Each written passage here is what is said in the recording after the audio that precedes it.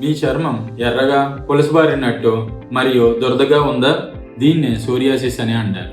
దీర్ఘకాలికమైన రోగనిరోధక శక్తిలో మార్పులు రావడం వలన మరియు చర్మంలోని వేగవంతమైన కణాల పెరుగుదల వలన ఇది సంభవిస్తుంది. సోరియాసిస్ ముఖ్యంగా మోచేయి వెనుక భాగము, మోకాలు ముందు భాగము, వీపు, ముఖము, చేతులు, తల మరియు పాదాలకు వస్తుంది. సోరియాసిస్ లక్షణాలు అందరికీ ఒకలాగా ఉండవు.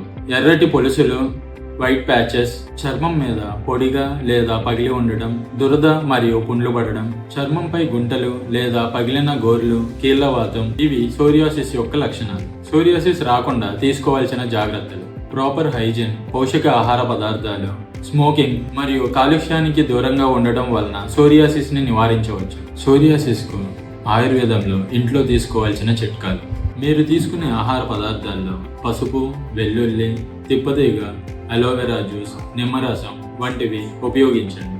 ఆయుర్వేదంలో సోరియాసిస్ ని పంచకర్మ థెరపీస్ ద్వారా వీటిని చికిత్స పొందవచ్చు మరియు నివారించవచ్చు. మీలో ఎవరికైనా సోరియాసిస్ లక్షణాలు ఉన్నట్లయితే సంప్రదించండి Shanmukha Ayur ENT and eye care Vijayawada.